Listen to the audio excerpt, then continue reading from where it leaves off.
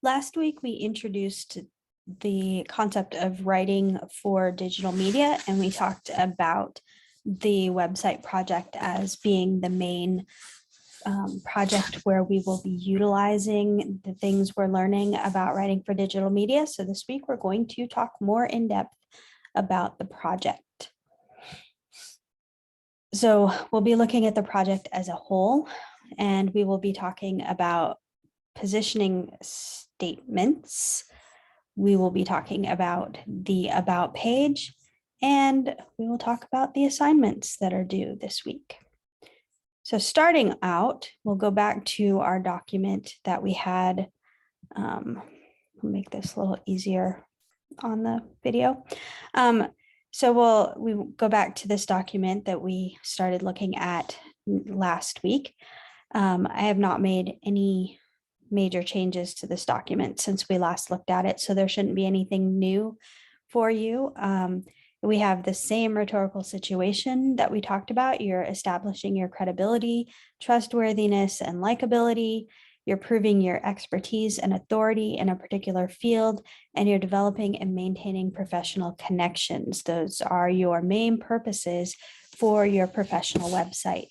Your audience is going to either be potential employers if you're setting yourself up as seeking employment, or potential customers if you've decided that you're going to offer a service instead. Your context then would be either seeking employment or offering a service. We'll be talking specifically today about the homepage and the about page.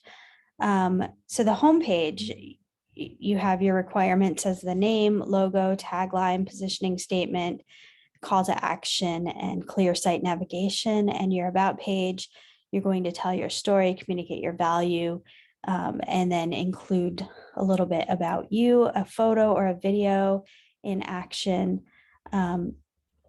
You can include your resume information on this page, but this should not be a resume page. We'll talk more about that when we get to the about page section. Coming up, you will also have a contact page. You will have inside pages. We'll be working on those, or starting to work on those at least next week. And then you've got an idea of how this is going to work. If you have looked at this document already, we're going to be looking at design, making it visually appealing. We've talked a little bit about that already. Style, and that's pretty much what we have here. So nothing has changed on this document from last week. If you haven't read it yet, then you need to make sure that you go ahead and read it, because you are responsible for knowing what is on this document, and you are responsible for meeting the requirements that are listed on this document. So please do yourselves a favor and make sure you have looked at the document. Thank you for that. All right, let's go back to our presentation.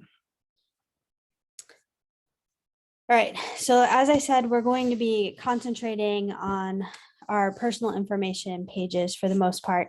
I didn't have the contact page as a separate page for this week because I don't really think you need to send me a document with your name and your email and your phone number. For one thing, if you did the resume and you did it even somewhat correctly, that stuff is already on your resume. So we're not going to worry about that this week. You'll create that page on your website, but you're not going to send a draft of the text to me. Right. So, but let's look at what do these personal information pages do? The homepage is meant to entice readers to know more about you and what you have to offer, whether it's you seeking employment or whether you're offering a service. The about page will help establish your trustworthiness, skill, and experience, because you're telling your story, and your story is going to show that you have the background, you have the expertise, you have the qualifications that the reader is looking for. And then again, your contact page is going to invite readers to connect with you via email or phone. You'll have both of those on your contact page. You may also decide to have social media links or forum links or things like that on your contact page. But your primary contacts would be email and phone. You may also have a form, a submission form that you might include. But again, we'll talk more about the details of the contact page when we get to actually developing that. Great. This week's focus, homepage and about page. So the homepage, this is the same information that appeared in last week's presentation. You have to have your name. You need to develop some sort of a little logo that'll help people remember you. A lot of people, hang information on visuals. So if you give them a visual along with your name and your qualifications and that, they're going to, be able to remember that a little better, and it'll set you apart from, every other person that they're looking at. The same thing with the tagline. The tagline is going to identify you as closely as possible. And so that's another way that they're going to remember who you are. The positioning statement serves to let readers know they're in the right place. The positioning statement is really important if you're looking for, someone who is in a certain area of engineering, and the person's tagline says they're an engineer, but you're looking for a specific kind of engineer. The positioning statement is going to help readers know that you are that kind of engineer that they're looking for. The call to action tells readers what you want them to do next. Where do you want them to go next on your website? Do you want them to go to the contact page and fill out the form for more information? Do you want them to look at this latest project that you've done, and you send them to that page where you have a video of your project, or you have photos and kind of a write-up about it, a report of your project, or whatever you choose to put in that space. There may be other calls to action that you could include or that you could do instead of one of those. And then finally, you want to have a site overview. And we've talked about where you have that in the header and where you have that as a text version in the footer. And you want to make sure that both of those are clearly visible on the home page. All right, so let's talk for a minute about the tagline. A lot of times people would think, well, on a professional website, do I really need a tagline? But a tagline can be really useful because it does help, your readers know a little more about you. And it's also not just helping your readers, but it's helping you be found through search engines. One thing that you want to pay attention to is your keywords. For those of you who don't know about the power of SEO or search engine optimization, that is something that is really important in online writing, because you want people to find what you've written. So in this particular case, you want people to find your website. You want potential employers or potential customers, clients to find you on the web. You want them to find this particular site, and you want them to know that they have found what they're looking for. So learning how to make use of SEO is really important, because Google and any search engine is going to rank content by its degree of value to users. And because searchers, and we know this, when's the last time you went on to the second page? Searchers very rarely go to the second page of results. We look at the first page of results. If we don't see what we're looking for on the first page, sometimes we just give up. Other times we go and modify our search terms, right? We want to show up on that first page. So you want your website to have the opportunity to be one of the top 10 sites that would come up in a Google search. Now, for most of us, that's not really going to be super realistic at this point in our careers, but if you learn to find the right keywords and learn to use them correctly, use them appropriately within the material on your homepage, especially your homepage and even your about page, you're more likely to show up in those top set of results. So look for your keywords. That, we spent a lot of time earlier in the semester looking for keywords in order to write the resume and the cover letter. Go through those again, find those keywords and see where you are putting them into your content. Where can you put something like that in your tagline? And your tagline doesn't have to be anything clever. It needs to be clear. So if you are an electrical engineer, then you want to have that as part of your tagline. If you are, like, I'll use my brother as an example. His degree is in electrical engineering, but he focused solely on computers. In fact, he refuses to do electrical work at all. So he could put something in there about an electrical engineer or a web programmer with an electrical engineering background or something along those lines, because that's what he mostly does now is web programming. That's his big area, although he also builds machines, builds computers and things like that. But his big thing is web programming. So you want to be clear. If you happen to also be clever, that's great. But your whole goal is to be as clear as possible. And then you have another opportunity for using the search engine optimization through your positioning statement.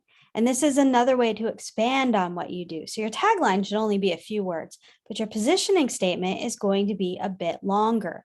We're going to take a look at some examples of positioning statements. But before we do, the main question you want to keep in mind is, will my ideal readers immediately know they're in the right place?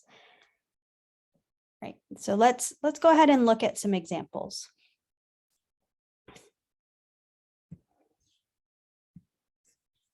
Okay. I have several examples on this document. Some of them are from businesses like Hubspot, Coca-Cola, Amazon, and a few others. And then there are some personal positioning statements as well. So we'll start off by looking at the business examples with Hubspot. Since 2006, Hubspot has been on a mission to make the world more inbound. Today, over 100,000 total customers in more than 100 countries use HubSpot's award-winning software services and support to transform the way they attract, engage, and delight customers. Composed of HubSpot's CRM, Marketing Hub, Sales Hub, and Service Hub, HubSpot gives companies the tools they need to grow better. So one thing we can't miss is that we are on the HubSpot website when we're looking at this positioning statement. HubSpot uses their own name several times. Now, does that make sense for a personal website? Not necessarily. That might start to sound a little repetitive, and it might sound a little off-putting to the reader. So, don't necessarily think you have to use your own name several times. We see that HubSpot's mission is really clear and simple: to make the world more inbound. But what exactly does that mean? We're not really sure, but we know that it's pretty wide-reaching business, and that they use software services and support, some good alliteration there, to transform the way they attract, engage, and delight customers. So somehow we're working with other companies to attract and engage customers. And then they have a few different branches of their service: the CRM, Marketing Hub, Sales Hub, and Service Hub. So this, and it gives, HubSpot gives companies the tools they need to grow better. That's almost a tagline right there. Let's look at Coca-Cola. For individuals looking for high quality beverages, Coca-Cola offers a wide range of the most refreshing options. Each creates a positive experience for customers when they enjoy a Coca-Cola brand drink. Unlike other beverage options, Coca-Cola products inspire happiness and make a positive difference in customers' lives, and the brand is intensely focused on the needs of consumers and customers. So Coca-Cola is positioning themselves as a high quality beverage provider who offers refreshing options and happiness. Amazon, love them or hate them, they've got a positioning statement. For consumers who want to purchase a wide range of products online with quick delivery, Amazon provides a one-stop online shopping site. Amazon sets itself apart from other online retailers with its customer obsession, passion for innovation, and commitment to operational excellence.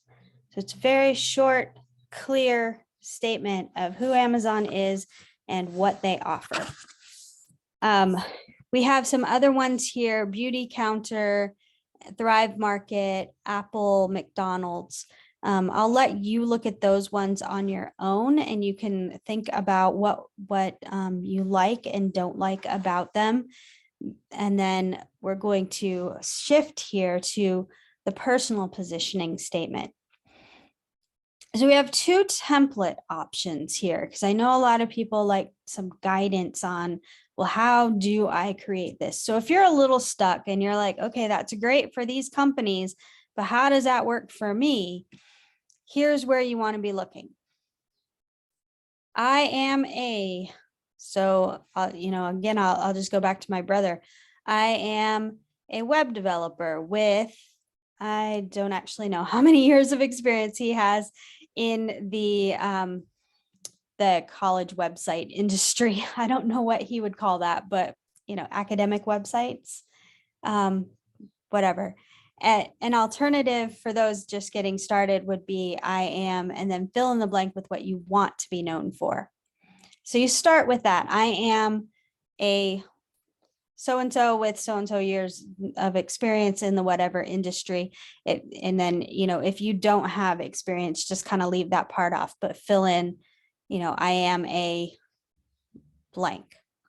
I have expertise in, or I help, this group understand or do this thing so that they can do whatever, or so that something else can happen. My strengths include, I'm seeking an opportunity to.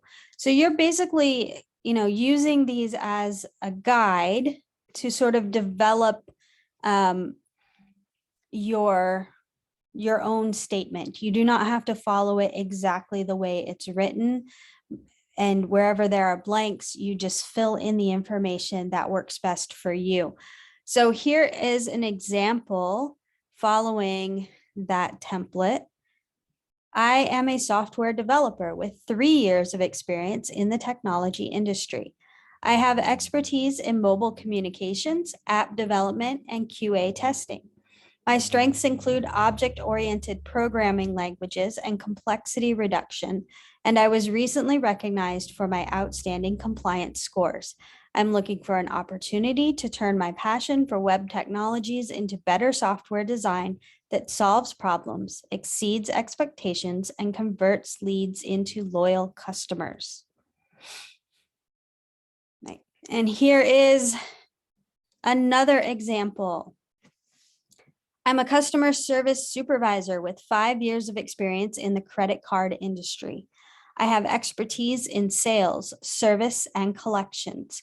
My strengths include first call resolution and diffusing customer escalations, and I'm consistently recognized by management for my outstanding quality scores.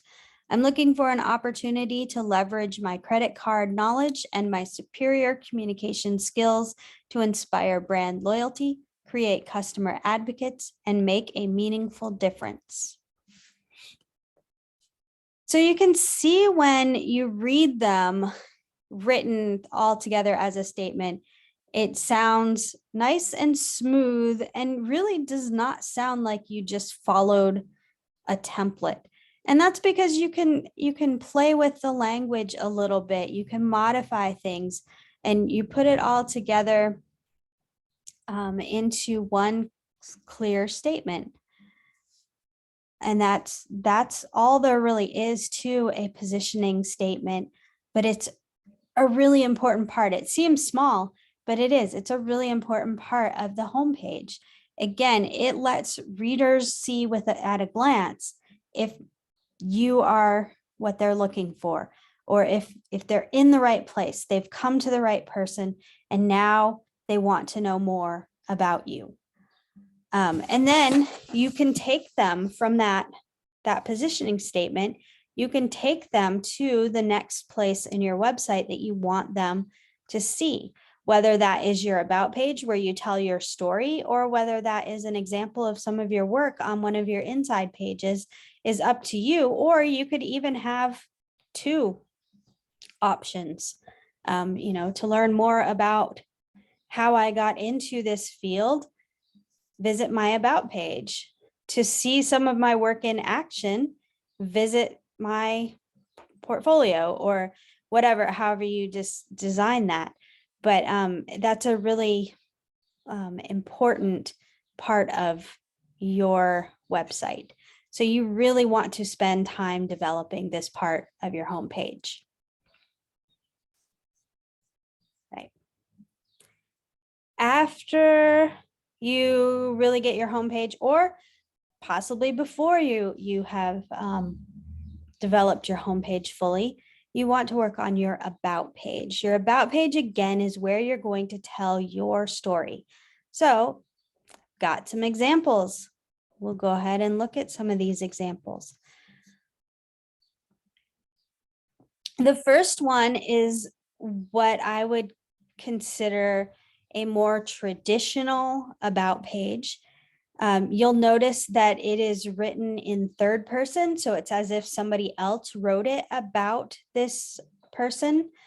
And I apologize, I'm not sure exactly the correct pronunciation of her name, but I'll do my best. So Natsai Audrey Chiesa is a founder and CEO at Faber Futures. She is a leading thinker on the transformative role design can play in the equitable development of consumer biotechnology.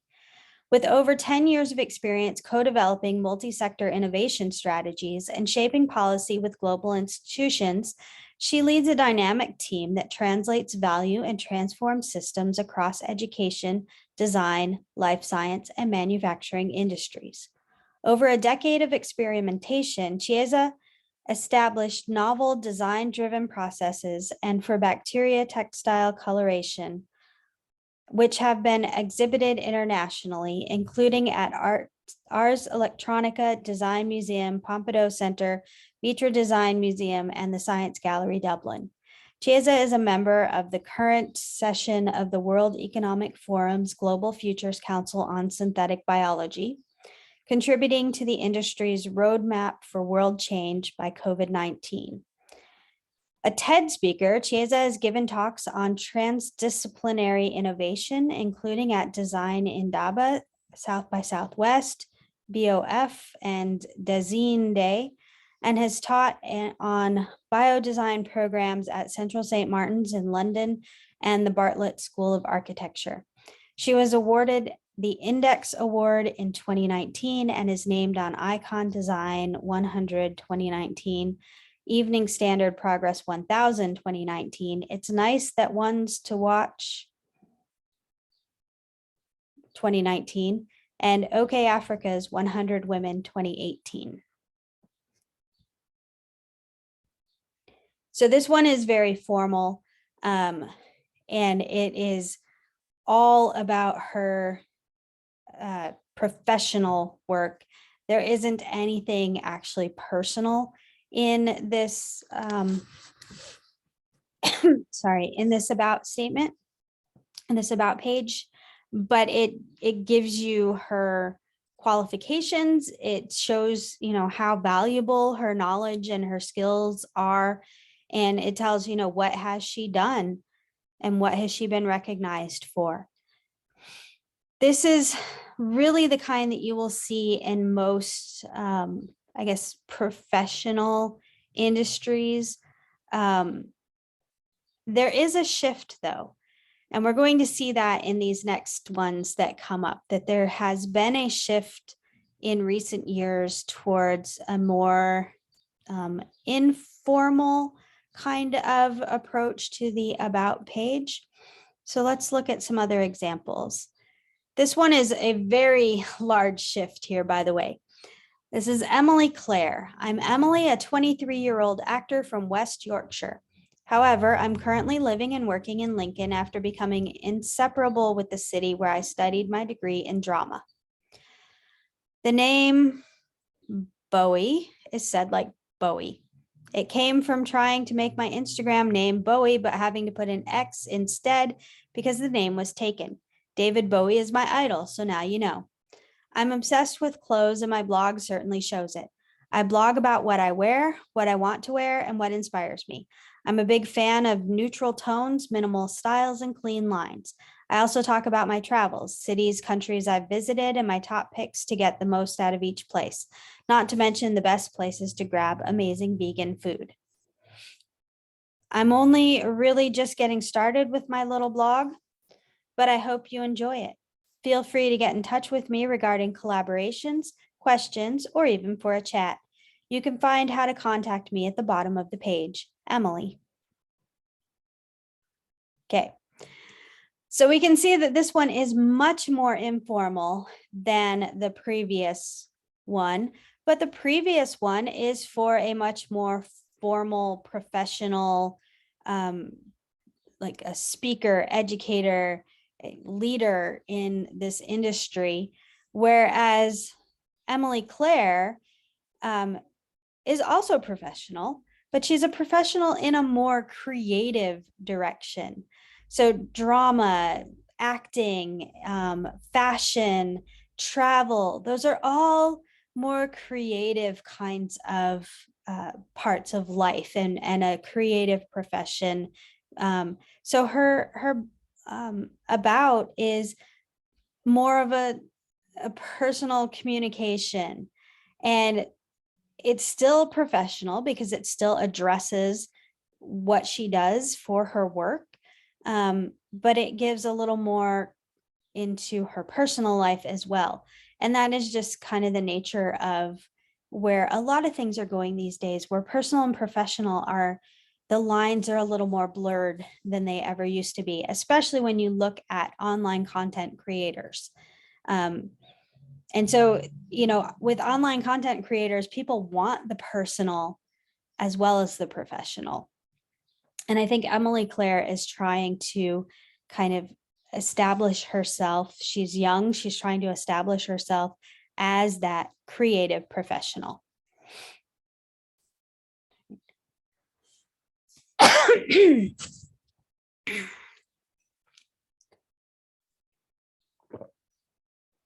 All right, on to Libby Peterson. I grew up in Minneapolis, where I went to an immersion school that taught only in French. In 2013, I graduated from Indiana University's School of Journalism in Bloomington, and I moved to New York. Did you see a bunch of stories up top from the photography magazine Rangefinder? I started there as an editorial intern the summer after college before becoming associate editor, features editor, and then senior editor. Currently, I'm the deputy editor of Suited Magazine, an independent biannual that focuses on how culture, fashion, design, art, and music intersect with politics, identity, and global impact. And I'm a freelance reporter and writer for the New York Times. So this one is still personal as far as being written from the first person perspective. but it is basically professional because it does not really give a whole lot of personal information that isn't directly related to Libby Peterson's professional life and goals. She is, she lets us know right off that she's basically bilingual because she went to an immersion school that taught only in French. So it would be reasonable for any reader to assume that she's bilingual in English and French. She went to a fairly well-known school of journalism, Indiana University, and then she moved to New York. She seems to be successful in New York because she has worked her way from editorial intern to associate editor to features editor and then senior editor. So it shows longevity in one place as well, because that was all at the magazine Rangefinder. And then it shows that that's not her only experience, because she's now the deputy editor of Suited magazine. And possibly she's still working as a senior editor at Rangefinder. We don't really know if those are, overlapping positions or not. But this Suited, it has a wide ranging focus, but it's very clear that how those more creative things intersect with politics, identity, and global impact. And she also says she's a freelance reporter and writer for the New York Times, which is, of course, a very prestigious journal publication. So she has a lot of expertise, a lot of experience, a lot of qualifications. She has things to back up claims that she makes about herself, or that she would make about herself. And it is still in first person and maintains that level of professionalism that many employers are looking for. So each of these are different. They each have a different feel to them, but they're each professional and tell enough of the story. None of them give the whole life story of any of these three women that appear here, but they give the important parts for their professional lives. And then I want to look at one that is in action, like it's on the actual page. So this is a company called Yellow Leaf, and they produce hammocks. And we can see we have a photo to begin with, actually a video, and it has, some words here. We could watch that, but that's not what we're wanting to right here, right now. Yeah, I encourage you to go back and look at it on your own though. So our story, right there, we see that this is not my story or their story, it's our story, so that there's a sense of ownership. We not only make the world's most comfortable hammocks, but through training and sustainable job creation, we empower our weavers and their families to break the cycle of poverty and build a brighter future. That right there would be a great positioning statement. And it might be, if we go to the homepage, we might see that or a version of that there. But we're here to find out about this company. How did this company come to be? The journey to relaxation. Finding a hammock you can truly relax in didn't happen overnight. It started with a chance discovery while on vacation and took a lot of hard work and a lot of hanging around to bring the softest, most comfortable, and thoughtfully crafted hammocks to your backyard. Transforming communities. Each individual yellow leaf hammock is hand-woven with the utmost precision and care by the expert craftswomen of the Mlabri tribe, the people of the yellow leaves in the hills of northern Thailand. Across 3 weaving communities, we are working to create jobs for mothers and build a foundation for positive community transformation. And here's a call to action right here to learn more. And another, kind of statement here, almost a tagline in some ways. We cut out the middleman and get money directly into the hands of our weavers. Empowering women. Creating jobs for women is especially important for community transformation. Research shows that women will spend up to 90% of their income on health, nutrition, and education for their families. And we've got an example here of one of the women who weave these hammocks. You can read her story. So on this about page, it's not just the story of the company, but it's the people who are creating the products that you can learn about. And another bold statement here, turning women into breadwinners not only builds self-esteem, but improves their standing in the community and enables them to pool resources and improve infrastructure. How we got here. In 2011, while on vacation in Thailand, our co-founder Joe embarked on an impromptu motorcycle adventure that led him to discover the world's most comfortable hammock hanging outside a hut on a tiny island. The hammocks were unlike anything Joe had ever seen or felt before, and he knew he had to share them with the world. Bringing it home. He bought as many as he could fit in his backpack, and headed home, ready to turn his vacation dream into a reality. Joe teamed up with his now wife Rachel to establish Yellow Leaf, bringing a curated collection of beautifully crafted, ultra comfortable hammocks to the masses, while giving back to the original crafters of the world's most comfortable hammocks. Do good, relax. Doing good while relaxing, we can hang with that. Shop hammocks. Here's another call to action. So we've seen a few calls to action right here on this about page. And then we go on and have the team and their stories and some examples of the hammocks and looking at them kind of in action. So this about page, it tells the story of Yellow Leaf. It tells more than just one story here, but all those stories come together to make the Yellow Leaf story. So we get the story of Joe and his vacation discovery. And then before he even tells us about his vacation discovery, though, he has introduced us to the products and the weavers and the fact that this company is not just selling hammocks, but they are trying to transform communities through selling these hammocks. So this is a really effective story in the way it's told. It's not what I would call necessarily a full-on linear fashion, because it weaves a few strands together to create this story.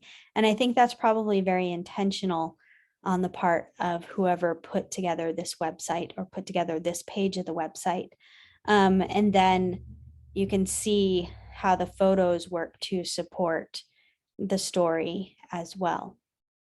And even though they have multiple colors, they are a standard color scheme.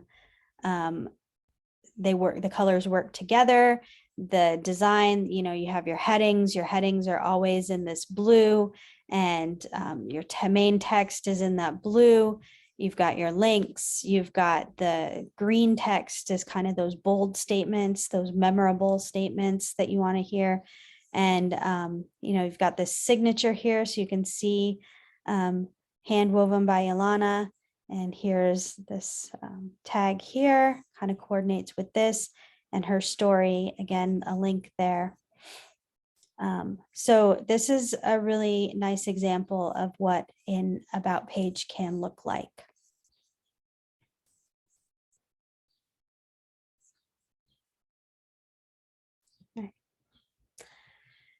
When you're writing your about page, you want to remember that you want to clearly communicate your value. You want to tell your story. You want to translate your skills and capabilities into benefits for the reader. And you want to include a good photo of yourself looking friendly but confident, and if appropriate, include a video of you in action. What you don't want to do is sound like your resume. You don't want your about page to be your resume. You want it to be your story. And woven into that story would be elements from your resume where you talk about experience that you have. You talk about skills that you've developed from different experiences. You talk about your education, and how that has brought you to where you want to be. So I would think if I were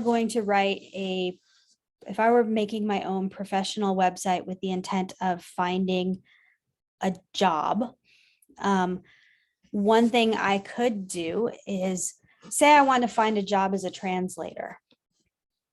One thing I might do is talk about how one class changed the course of my life in many ways.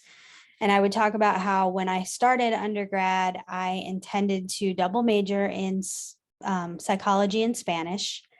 I was really looking at child psychology and possibly going into some form of music therapy or incorporating music therapy into that setting. And so I was ready to go start that. I had tested into some advanced Spanish classes and, took my first psychology class, and I didn't feel them the way I thought I would. But at the same time, that first semester of college, I took an introduction to Russian. My first semester of Russian, I had always been a little fascinated with the language, but had never had the opportunity to study it. My high school offered it up until my freshman year. And because the one and only teacher was retiring, they didn't offer the beginning levels, only the advanced levels that year. And then he retired. And so there were no more opportunities. So I might not tell those things about it, but I would tell how I had this Russian class this first semester of my undergraduate journey. And I fell in love with the language and the culture. And so I signed up for the second semester. And then I signed up for the third semester. And then I started looking into studying abroad. I ended up studying abroad twice in Russia, fell in love with the country, the language, the culture, everything. And also with the idea of living overseas and working outside of the United States. I ended up not going back to Russia for various reasons, one of them being that visas are really hard to get. But that opened up some other opportunities. And I ended up going into the field of education and teaching overseas in a completely different country where I learned a completely different language and lived for a few years before returning to the United States and continuing on in education and my graduate studies, and ultimately ending up with what I'm doing now in teaching at GRCC and running a private tutoring business.